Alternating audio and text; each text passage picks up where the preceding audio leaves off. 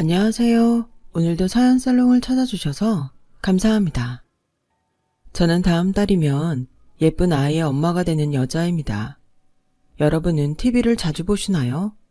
저는 그다지 TV를 챙겨보지 않는 편인데 우연히 TV 채널을 돌리다 고등학생 신분으로 아이를 낳고 부모가 된 어린 친구들의 이야기를 보게 된 적이 있어요.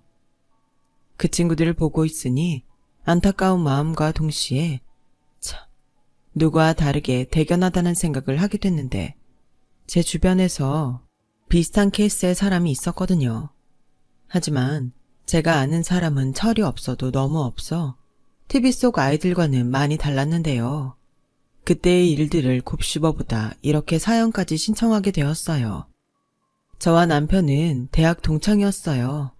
하지만 그 이상 그 이하의 사이는 아니었어요. 남편이 군입대를 이유로 휴학을 한 후로는 남편을 보지 못했을 정도로 저희는 엄연히 말하면 친구 사이도 아니었어요.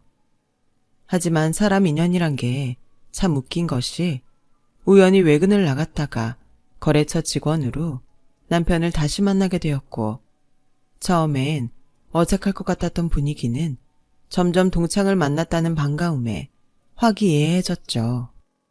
시간이 흐르니 점점 저도 남편도 서로를 친구 이상으로 생각하게 되더라고요. 그저 반가운 감정이라고 생각했는데 남편을 만날 때면 설렜고 딱히 대학 시절 무언가 같이 한 기억은 없지만 같은 장소를 기억하고 또 같은 수업을 들었다는 공통분모가 저희를 어색할 틈 없이 자연스럽게 연인 사이로 만들어졌어요.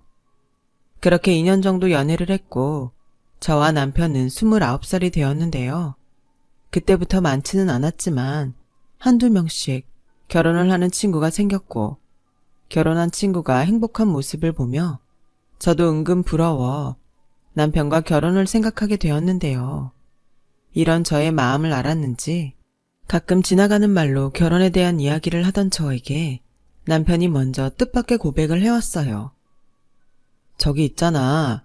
나 사실 너한테 말 못한 게 있어. 어? 그게 뭔데? 그게 말이야.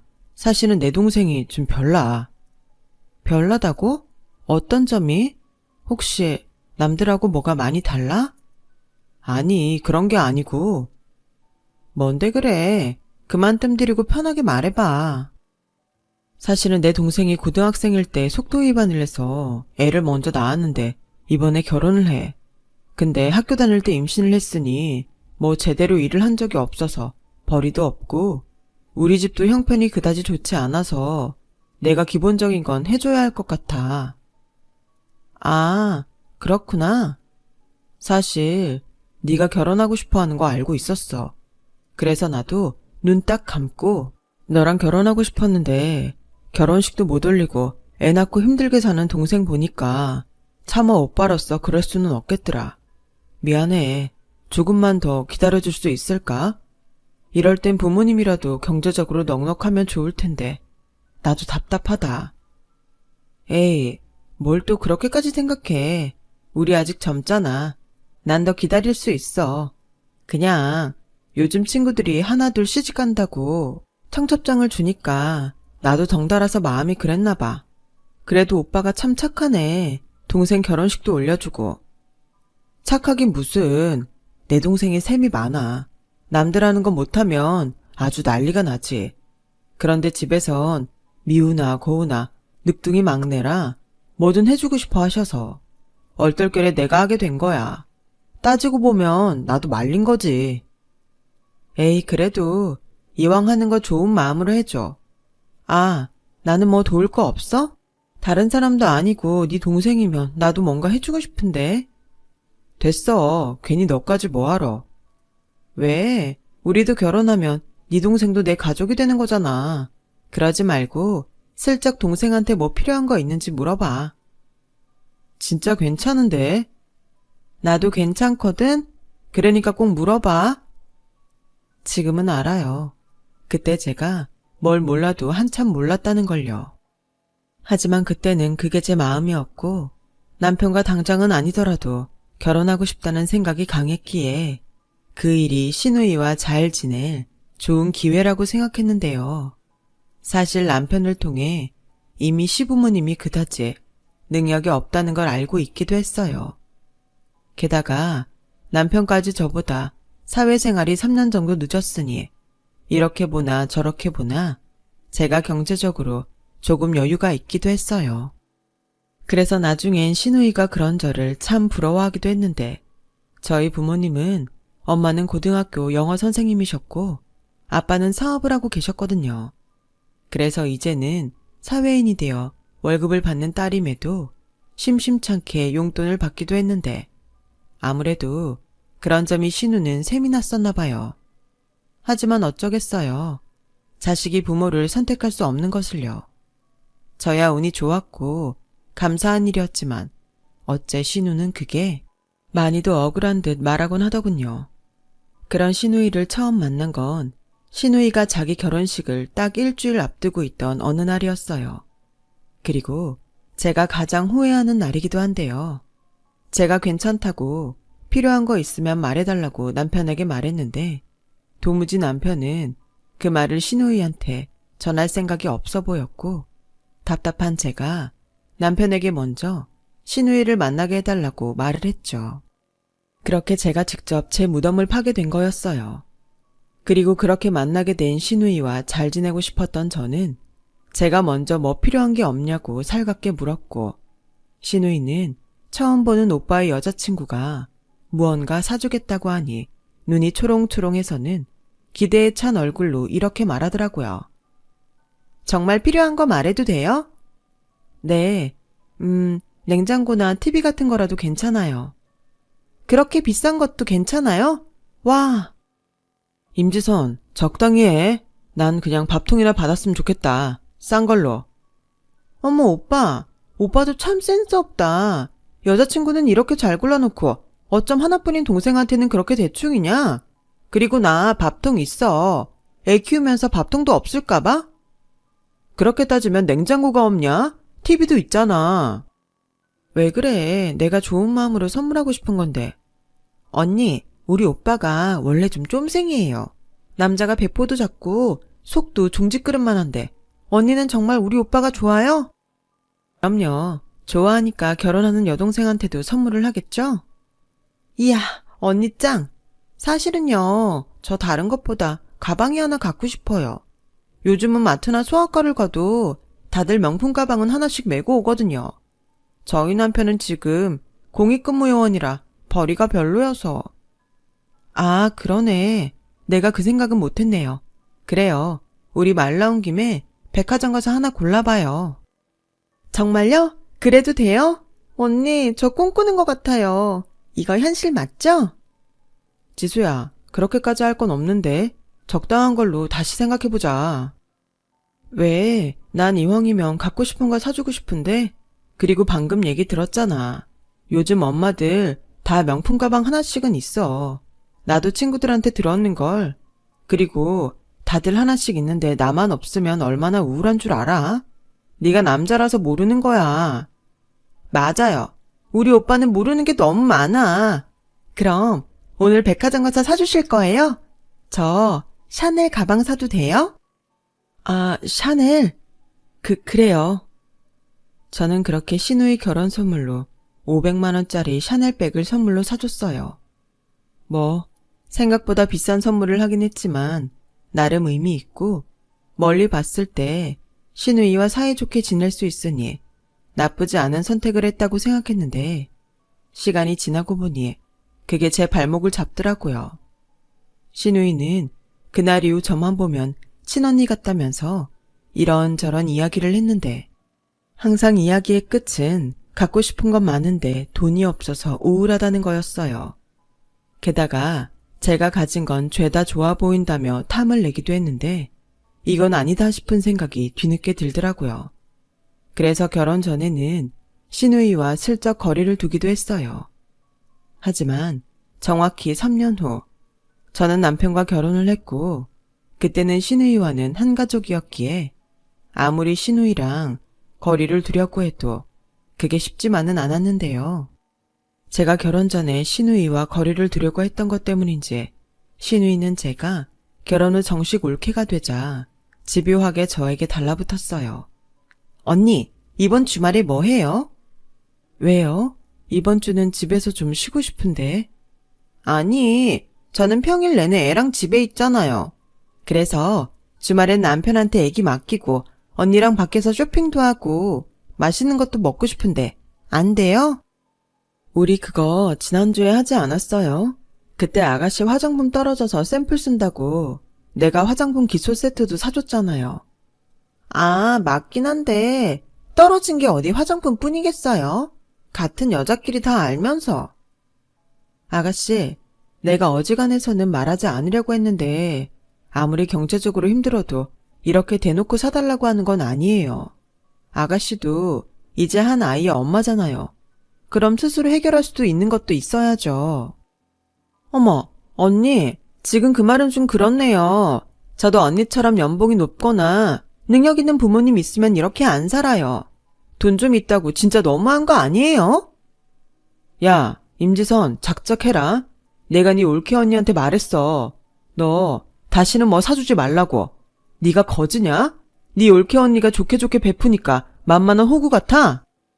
웃겨? 오빠가 뭔데 나서 이러는 거 올케 언니한테도 좋지 않아?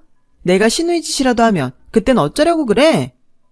이미 하고 있네. 됐고, 너 오빠가 경고했다. 저는 사실 남편에게 신우이 일로 종종 잔소리를 들었어요.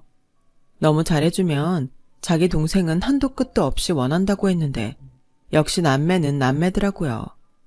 그래서 그 뒤로는 미움을 사도 어쩔 수 없다고 생각하고 단호하게 신우이를 대했는데 한 3개월은 끊임없이 찾아오고 연락을 시도하더니 나가 떨어지더라고요.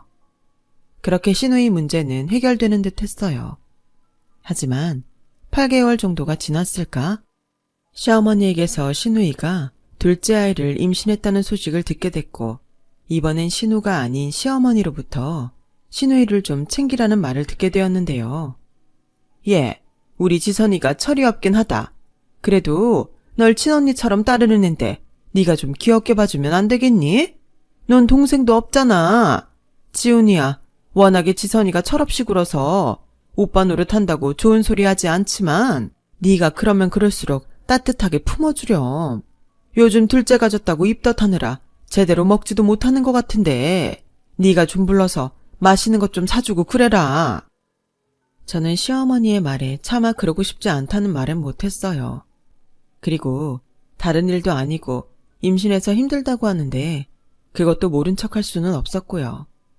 그래서 내키진 않았지만 신우이한테 연락을 했는데 반응이 참 기가 차더군요.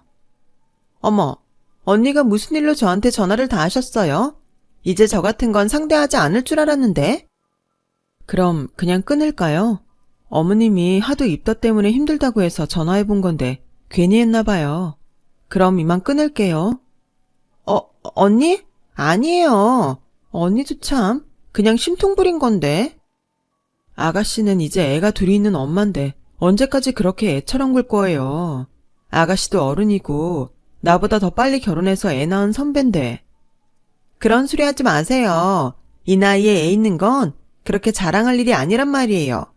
그냥 저는 친구들처럼 철없이 생각 없이 살고 싶은데 자꾸 저더러 애 엄마라느니 어른이라느니 그러니까 숨 막혀요. 저는 속으로 그렇게 말하는 신우이가 안쓰러운 게 아니라 한심했어요. 자기 행동에 대한 책임지는 일들을 숨이 막힌다고 하니 더는 할 말이 없었죠.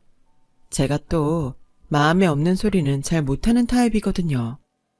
그래서 저는 남편을 동행해 신우이 내외 그리고 어린 조카를 데리고 그래도 꽤 괜찮은 레스토랑에서 밥을 사기로 했는데요. 신우이는 저와 단둘이 만나고 싶었는데 온 식구가 다 모였다고 입이 대빨 나와 있었어요. 뭐 그러거나 말거나 저와 남편은 신경 쓰지 않았지만요. 그렇게 4개월 정도가 지났을까요? 갑자기 친정아빠가 전화를 하셔서는 신축 아파트를 제 앞으로 사주고 싶다고 말씀하셨어요. 그 때문에 남편은 친정아빠와 대면하면서 어안이 벙벙했는지 제 얼굴만 마냥 쳐다봤었는데요. 그러자 저희 아빠가 먼저 조심스럽게 말을 꺼내셨어요. 내가 자네를 무시하는 건 절대 아닐세. 자네가 마련한 전세 아파트도 나는 충분히 좋다고 생각해. 근데 좋은 매물이 나왔다고 하니까 미래 가치를 생각했을 때 이참에 사는 게 좋을 것 같아서. 물론 장인어른께서 사주신다면 저는 그저 감사한 일이죠. 근데 저희 아직 전세 계약 기간도 많이 남았고. 그건 걱정하지 말게. 내가 아는 부동산 친구한테 물어봤는데 요즘은 공실이 귀해서 내놓으면 전세건 월세건 잘 나간다고 하네. 어차피 신축 아파트는 내가 내 딸 앞으로 사주는 거니까 자네는 부담 갖지 말고 천천히 보증금 빼면 되지. 아니면 그 전세 얻을 때 받았던 대출도 내가 이참에 해결해 줄까? 아빠, 이 사람 그런 거 싫어해. 아파트도 받을까 말까인데? 아빠, 지금 오바야. 아, 그런가? 자네, 혹시 기분 상했나? 아닙니다.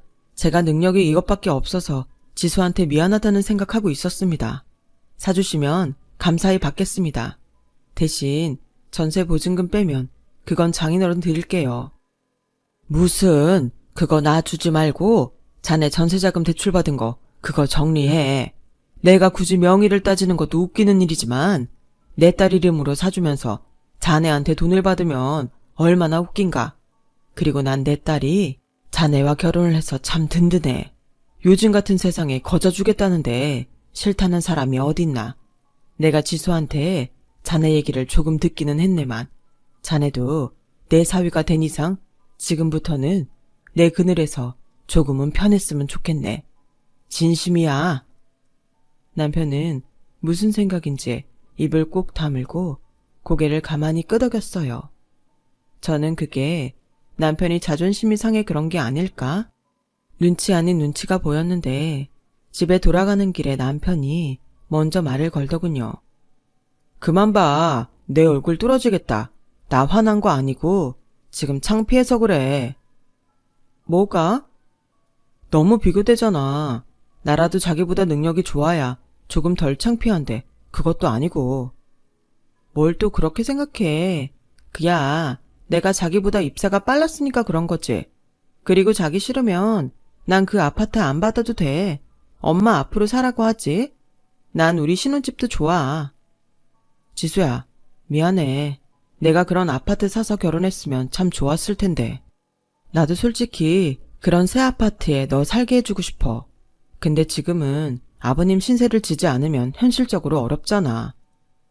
아유, 무슨 남자가 그렇게 생각이 많냐? 그냥 단순하게 생각해. 아빠 찬스가 맞긴 하지만 우리가 그 새 아파트로 옮기면 보증금 받아서 대출금 털어버릴 수도 있고, 그럼 우리 빚 없으니까 내가 일 안 해도 애기 낳아도 걱정 없잖아. 설마 나 애기 낳아도 계속 일해야 해? 아니, 난 뭐든 네가 좋으면 상관없어. 일하고 싶으면 일하고 일하기 싫으면 안 해도 돼. 나는 있잖아. 평생 네가 싫다는 건 절대 하라고 하지 않을 거야. 내가 내 식구 하나 책임 못 지겠어? 세상은 참 불공평해요. 저렇게 괜찮은 남자가 어쩌다 그런 집의 아들로 태어나 그런 고생을 하고 살았는지. 결혼하고 나서 알게 된 시댁은 제가 생각했던 것보다 훨씬 남편에게 경제적으로 의지하려고 했거든요. 그리고 저희가 친정아빠의 도움으로 새 아파트로 이사를 하게 됐다는 걸 알게 된 시어머니는 저희가 살던 전세 아파트에 신혼애를 이사시키면 안 되겠냐고 김칫국을 마시는 거예요. 그때까진 그래도 시누이만 철이 없어 염치가 없다고 생각했다가 한술 더 뜨는 시어머니를 보고 뜨아했죠. 아우, 그래도 없는 집보다는 있는 집이 좋긴 하구나. 사돈어른께 내가 정말 감사한다고 꼭 전해드려라. 그나저나 어쩌면 네 아버지가 성견지명이 있으시니? 우리 지선이네 월세 계약 끝나가는 걸 어찌하시고. 아주 딱이다, 딱. 그러게요. 그이한테 말했는데 어차피 누구든 들어가면 저희는 보증금 빨리 돌려받을 수 있으니까 좋다고 하더라고요. 뭐? 보증금? 그냥 니네 남은 계약 기간 동안 공짜로 살라고 하는 게 아니었어? 네? 저희도 전세자금 대출받은 게 있잖아요. 그거 보증금 반환 받으면 중도상환할 생각이었는데. 아니, 대출 중에 전세자금 대출 금리가 제일 싼데 뭘 그걸 바로 중도상환을 해. 그리고 가족이 좋다는 게 뭐냐? 이럴 때 오빠 올케 노릇하는 거 아니야? 그냥 애들 공짜로 살라고 하자. 그래야 걔들도 돈을 모을 거 아니야. 언제까지 저렇게 지질이 궁상으로 살라고 할 순 없지 않니? 생각해봐라. 니 신우 알고 보면 참 불쌍하다. 지네 시댁에선 미성년자가 애 가졌다고 며느리 취급도 안 해주고 남편이 있어도 공익근무 요원인데 아무리 잘 살라고 용을 써도 그게 로또를 맞지 않고서야 될 일이니? 그건 그런데요. 일단은 그이랑 얘기를 좀 해볼게요. 됐다. 내가 직접 얘기하마. 설마 지 엄마가 그러라고 하는데 자기가 싫다고 할 거야 뭐야? 아휴, 며느리라고 하나 있는 게 저렇게 중간 역할을 개똥같이 하니 내가 답답하다 답답해. 시어머니는 그렇게 어이가 없다는 얼굴로 한껏 심통이 나서 자리에서 일어나셨어요. 그리고 퇴근한 남편을 보니 한바탕 한 것처럼 보였는데 중간에서 제가 참 난감하더라고요. 그래서 일부러 불필요한 말은 하지 않았는데 남편이 먼저 이렇게 말했어요. 오늘 퇴근길에 집주인한테 사정 말했어.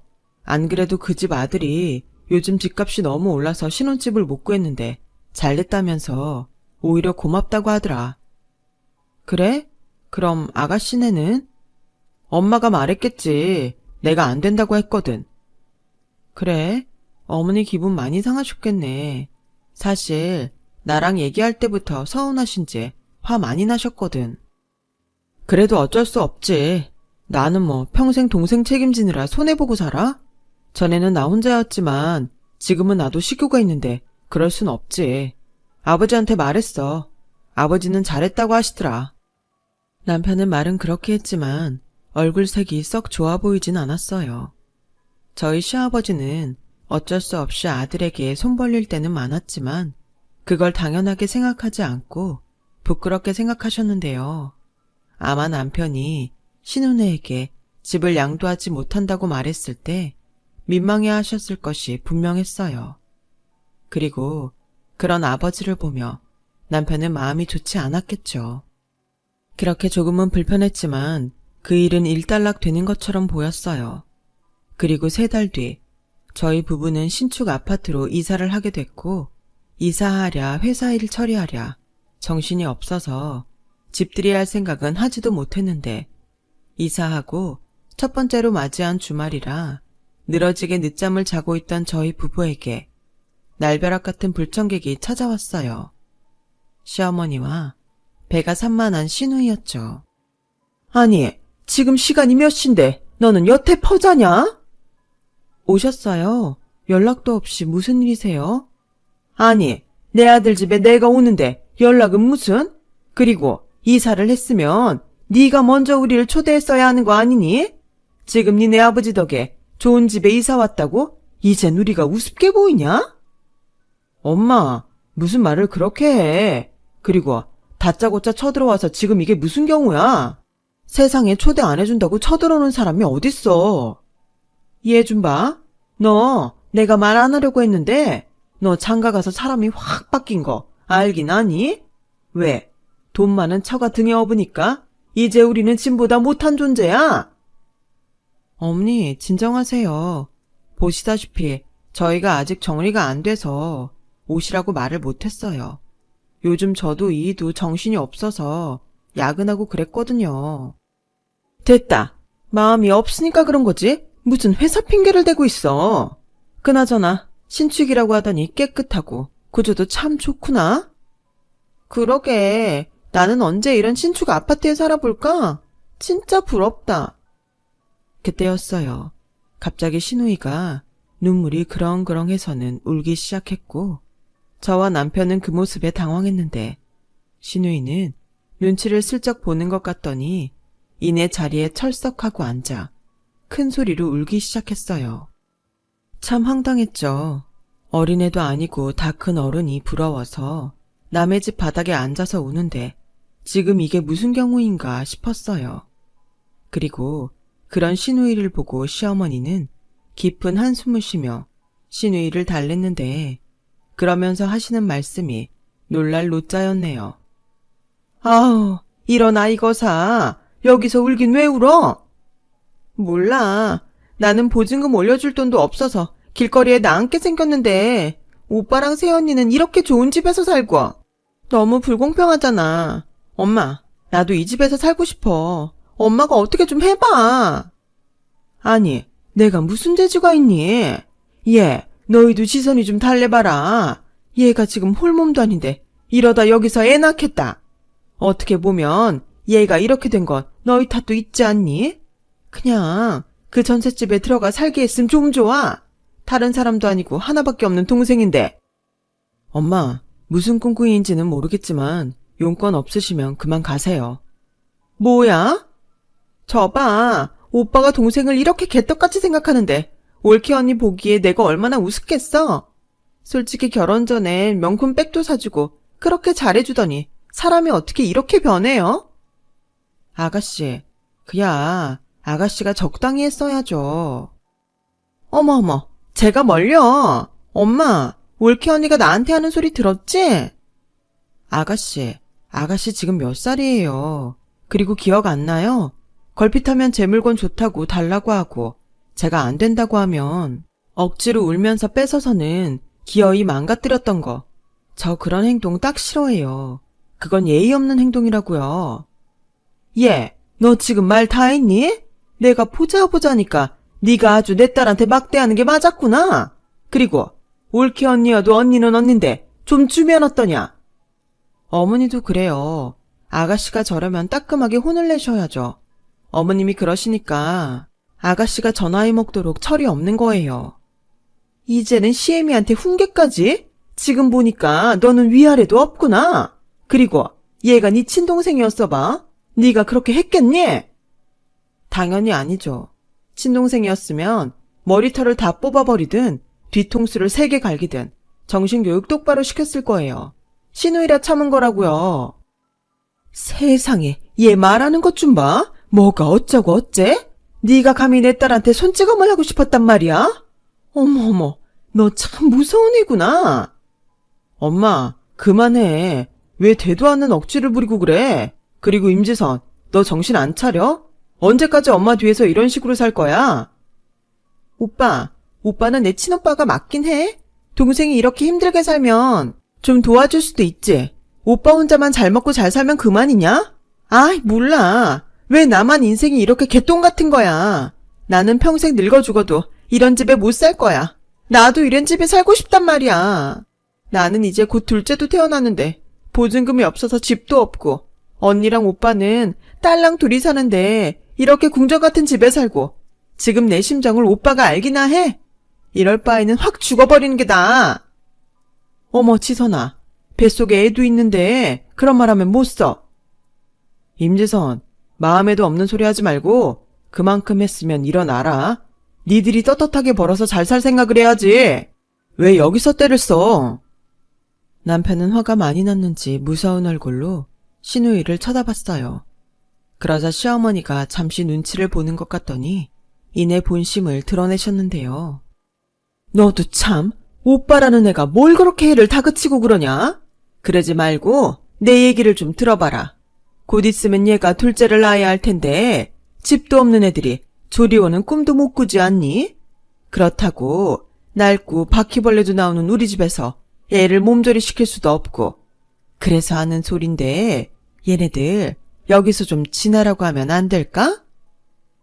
네? 아가씨네 식구들 전부를 저희 집에요? 너도 손윗사람으로 생각해봐라. 니들이 당장 임신 계획이 있는 것도 아닌데 굳이 이렇게 넓은 집에서 둘이 있을 필요가 있니? 니네는 신혼이니 작은 방에서 알콩달콩 딱 붙어 지내도 되지. 그러니까 안방이나 작은 방은 지선이네한테 좀 양보해다오. 엄마, 여기 온 속셈이 그거였어? 지금 그게 될 것 같아? 왜? 안 될 게 뭐가 있어? 네 동생은 이런 데 살아보면 안 돼. 솔직히 너야 네 처가 때문에 여기보다 더 좋은 집에 살 수도 있지만 지선이한테는 기회가 없잖아. 오빠 덕 좀 보겠다는데 뭘 그렇게 발끈하고 그러니? 그러게 정 같이 지내는 게 그러면 니들이 얘네 원룸 보증금 해결하고 당분간만 니들이 거기서 지내라. 뭐 그것도 나쁘지 않네. 나쁘지 않긴 뭐가 나쁘지 않아. 엄마 아들 이러면 진짜 쪽팔려서 이 사람이랑 못 살아. 이 집 장인어른이 사주셨다는 거 까먹었어? 아니 장인어른 아시면 어쩌려고 그래? 아니 그거야 뭐 새애기 네가 우리 지선이 안쓰러워서 그랬다고 하면 되지 않니? 다른 사람도 아니고 가족인데 그 정도는 해줄 수 있는 거잖아. 태어날 조카를 봐서라도 얘 네가 선심 좀 쓰면 안 되겠니? 저는 정말 이 말도 안 되는 말을 하면서 간절하게 저를 쳐다보는 시어머니와 시누이를 보고 오히려 한껏 열이 받았어요. 이젠 하다 집을 뺏으려 하는구나 하는 생각이 들었거든요. 그래서 말했죠. 아주 확실하게 제 의사를 명확하게 표현했어요. 네, 안 돼요. 같이 사는 것도 안 되고 이 집 주고 아가씨네 들어가 사는 것도 안 돼요. 아니, 너는 무슨 생각도 하지 않고 그렇게 바로 안 된다고만 하니? 여기 아파트 안에 초등학교도 있고 어린이집도 있어서 우리 손주들 살기엔 딱이라 그런 건데. 그러니까요. 그렇게 딱인데 제가 왜 그런 결정을 하겠어요? 저는 제 의사 분명히 말했으니까 이만 돌아가 주셨으면 좋겠어요. 저는 그렇게 말하고 더는 상대하기 싫어 안방으로 들어갔어요. 그러자 남편이 두 사람을 돌려보내려 제법 큰 소리를 내는 듯 방 밖이 소란스러웠는데 이내 쿵 하는 소리가 들리더니 아가씨의 말도 안 되는 우는 소리가 들렸어요. 그냥 나 좀 여기서 살게 해줘. 다른 사람도 아니고 임산부가 애원하는 건데 좀 들어주면 안 되냐? 내가 뭐 공짜로 이 집을 달래? 그냥 잠깐만 산다고. 나도 이런 집에 살아보고 싶단 말이야. 무슨 외삼촌이 매정하게 그러냐? 야, 너 임산부라서 내가 이만큼 참는 줄이나 알아. 너 내가 기어코 경찰에 신고했으면 좋겠어? 좋은 말 할 때 일어나서 엄마랑 가라. 이씨, 그럼 돈이라도 줘. 여기서 못 살게 할 거면 이사라도 가게 돈이라도 달란 말이야. 그래, 니들이 그러면 얘네들 신축 빌라라도 가게 돈이라도 빌려줘라. 내가 그럴 돈이 어딨어. 엄마도 자꾸 이러면 나 부모고 뭐고 영 끊고 살 거야. 도대체 내가 무슨 봉이야? 이렇게 이용해 먹으려고 나 낳은 거야? 아니, 언제까지 나한테 이럴 건데? 나도 좀 살자, 응? 남편이 거의 울면서 하소연하듯 말했어요. 그러자 제가 울컥 눈물이 나왔는데 시어머니는 잠시 주춤하는 것 같더니 이내 그래, 너 혼자 잘 먹고 잘 살아라. 짐 같은 나랑 네 동생은 네 소원대로 네 인생에서 지금 꺼져주마. 됐냐? 이 낳아주는 애도 모르는 망할 놈. 부잣집 사위 돼서 좋겠다. 좋아. 장인어른이 그러시더라고. 그동안 힘들었으니까 당신 그늘에서 좀 쉬라고. 나 진짜 그러고 싶다. 그러니까 이젠 아들 없다고 생각하고 살아요. 오빠, 정말 이러기야? 진짜 못돼 처먹었다. 그러다 오빠 이혼이라도 당하면 그땐 우리 얼굴 어떻게 보려고 그래? 그럴 일 없지만 설령 그럴 일이 생겨도 절대 집에는 가지 않을 거니까 염려 마. 그동안 바보처럼 호구짓 했으면 됐지. 그 짓을 또 할 것 같아? 내가 변한 게 아니고 질린 거야. 할 말 다 했으면 얼른 둘 다 나가. 나 정말 저 사람 보기 쪽팔리니까. 그렇게 소란스럽게도 남편은 시어머니와 시누이를 쫓아냈어요. 그리고 민망한지 안방에는 들어오지도 못했는데 제가 빼꼼히 문을 열고 보니까 남편이 소파에서 고개를 푹 숙이고 울고 있더라고요. 저는 조용히 다시 문을 닫았어요. 그리고 남편이 진정될 때까지 마치 잠들어서 못 봤다는 듯 침대에서 기다렸는데요. 그러면서 다짐을 하나 했어요. 착하고 불쌍한 내 남편을 위해 저는 한없이 좋은 와이프가 돼야겠다고요. 그렇게 한바탕 소동으로 저희 부부는 시댁에 발을 딱 끊고 살았어요. 가끔 시아버지에겐 안부 전화를 하긴 했지만 분명 전후 사정을 다 아실 텐데도 시아버님은 다 괜찮다며 신경 쓸 것 없다고만 말씀하셨죠.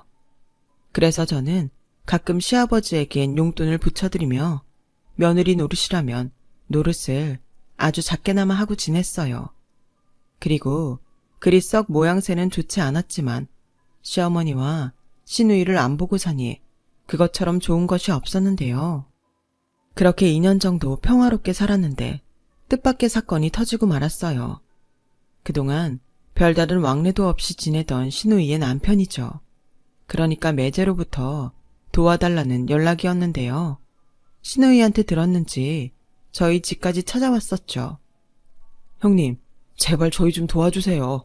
제가 도움 청할 곳이 이젠 정말 없어서 하다 여기까지 왔습니다.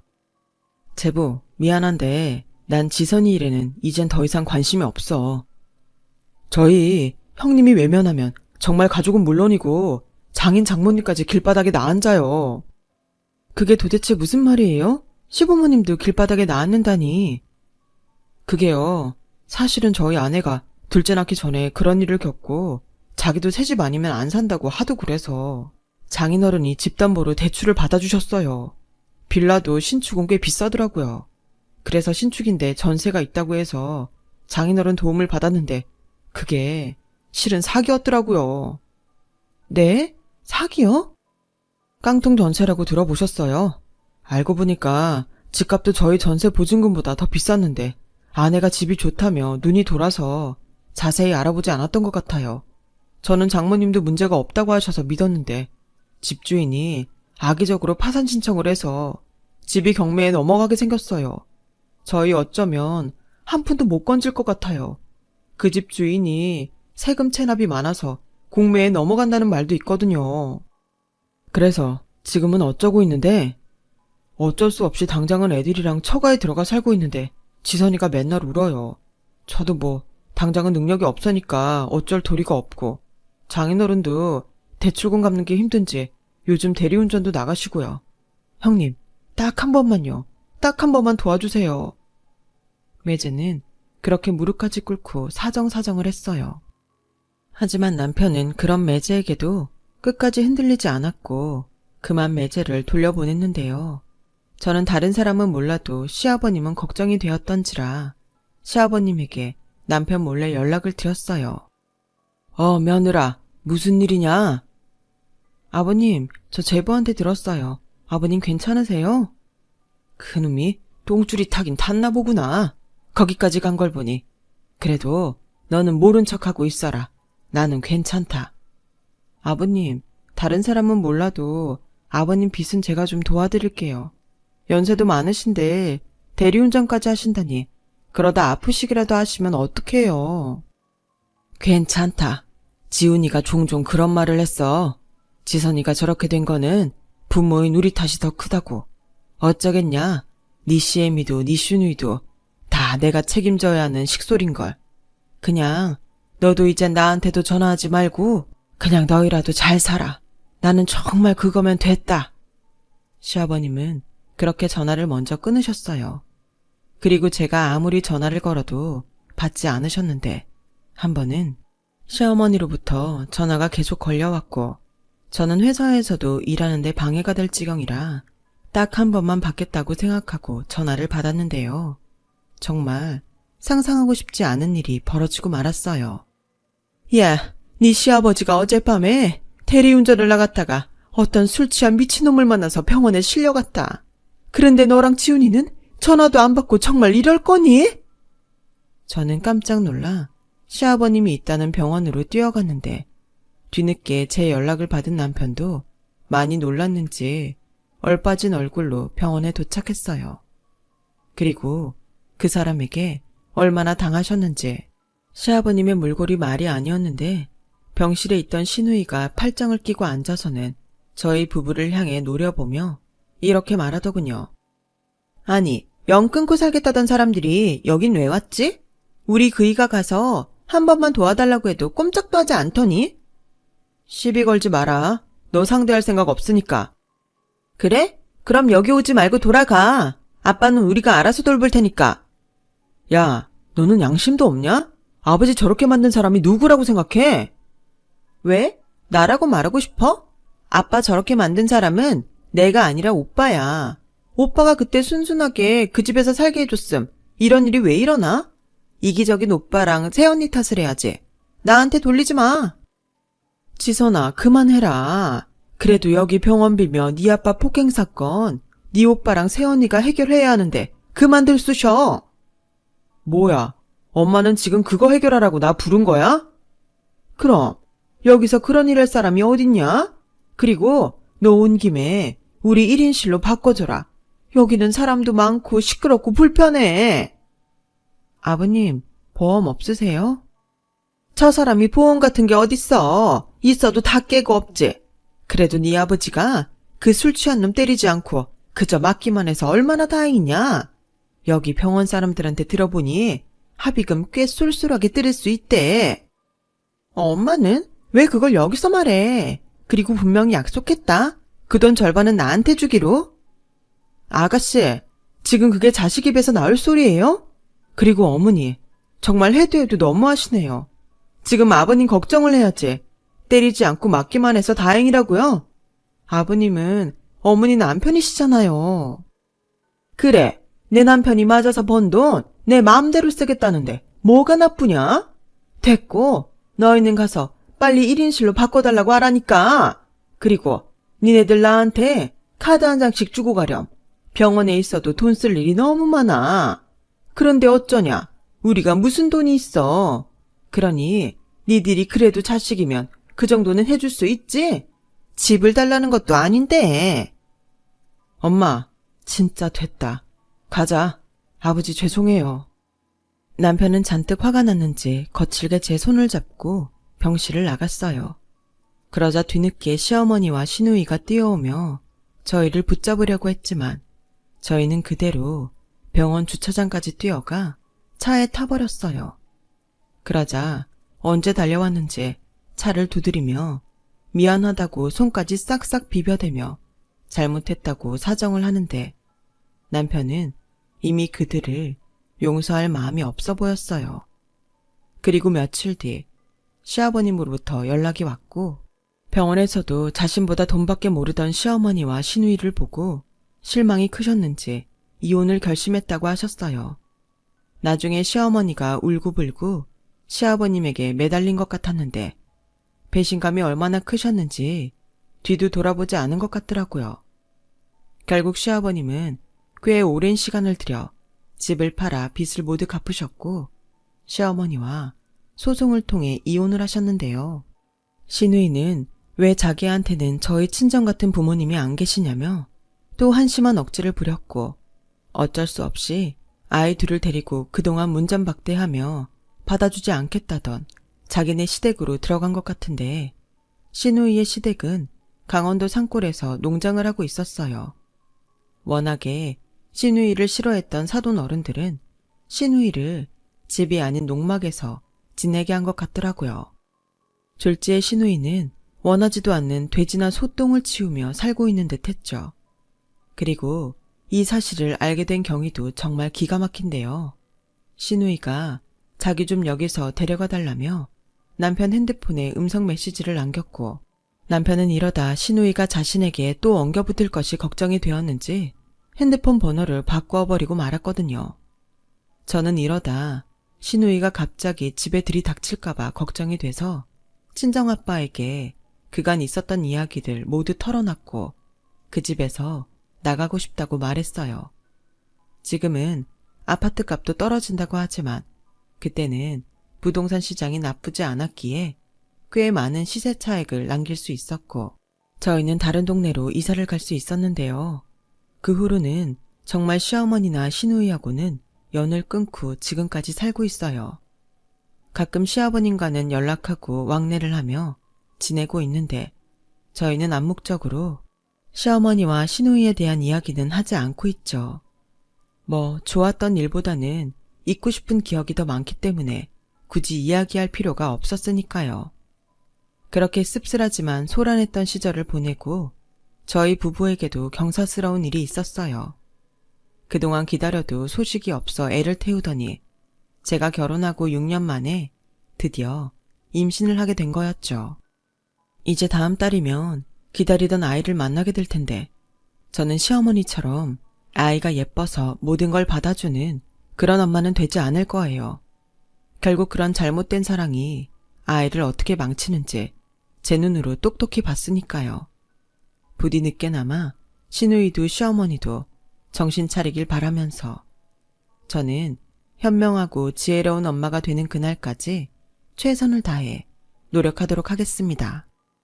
아직은 출산이 무섭기도 하지만 꼭 순산해서 예쁜 아이를 품에 안는 엄마가 되고 싶어요. 꼭 그렇게 될 수 있도록 여러분들이 응원해 주시면 대단히 감사하겠습니다. 지금까지 저희 이야기 들어주셔서 정말 고맙습니다. 점점 무더워지는 요즘 건강 조심하시고 행복한 날들 되시길 진심으로 바랄게요.